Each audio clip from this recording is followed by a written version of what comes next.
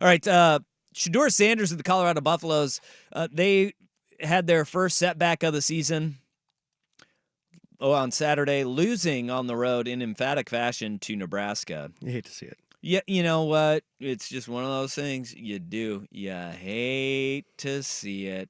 It was 28-0 at the break. They end up winning 28-10.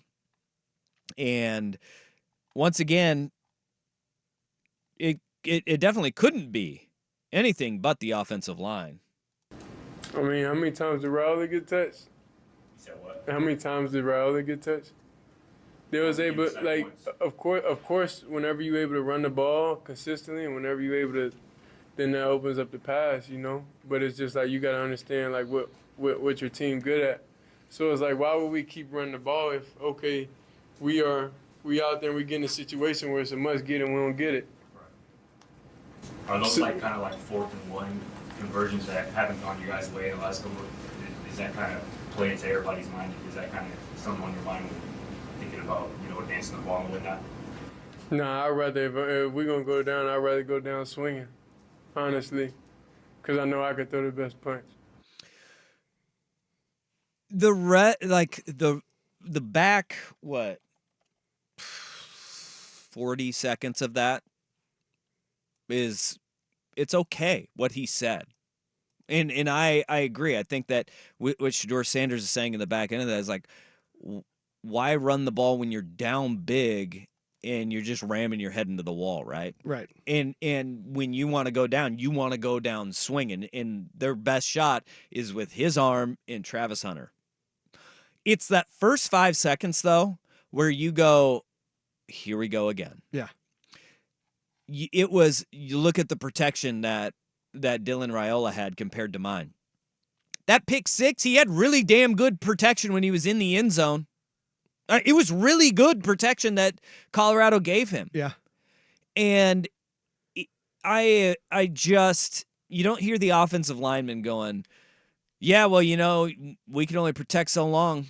You got to get the ball out. Right. Because he was a quarterback that held on to the ball, one of the longest to do it in all of college football last year. And if your offensive line is really that bad, probably shouldn't be holding on to the ball for very long. Like, these are the things where it's like, you want, 45-second clip, 40 seconds of what Shedeur Sanders said was legitimate. You like it, and you go, I'm in. But it's the 5 seconds that just completely loses me. Yeah. That is my relationship with Colorado football right now. Mm-hmm. Is like, there are 40 seconds of 45 every time where I'm like, you know what? I can get behind this. But the 5 seconds are so bad and so glaring, you go, I'm done. There's no way, because this is going to be, again, we heard it at the beginning of the year, right? Travis Hunter and Shedeur Sanders playing the NCAA video game. And they say this is just like real life because he gets sacked. Well, what was one of his main criticisms last year of Shedeur Sanders was the sack numbers, and he was taking so many sacks because he didn't want his stats to look bad. I'll tell you Didn't want his completion percentage to drop. 6 sacks is a pretty bad stat to take, because it's a drive killer? A sack. You know what isn't a drive killer? An incomplete pass, yeah. Because 2nd and 5 or 3rd and 5 is a lot better than 3rd and 11 after you take a 6-yard sack, right? Yep, absolutely. And we've seen that kind of play out. And look, Shedeur Sanders is a very skilled thrower. He is. Mm-hmm. And he can process the game of football at an insanely high level. You aren't as productive as he is if you can't. Right.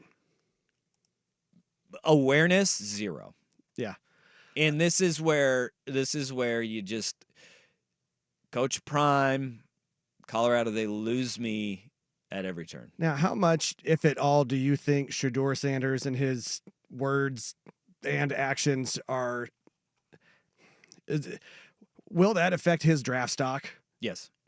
I mean, because there's talk of him being, the number 1 quarterback off the board. Yeah, it will. It will, because... And one of the places where they might have been willing to take a leap on him in Dallas and Jarrah, well, look what just happened. Well, and here's the thing about the quarterback position. Deshaun Watson he's not a leader of the Browns. No. He isn't. No. We see it. We know, one, he's just not playing at the level he did before, but he's not a leader of that team because nobody trusts that guy. And a lot of guys in that locker room probably don't like him. You know? Yeah. Like, that's a big reality. You know, I heard, was it Colin this morning was saying, you know, look at the hype videos that the Browns release. It's Jameis Winston. Yeah. D- Back up. There's a reason for it, Yeah. you know? And it's because he's not the leader of the team. And there's a reason why guys like Gardner Minshew keep getting shots and chances, right?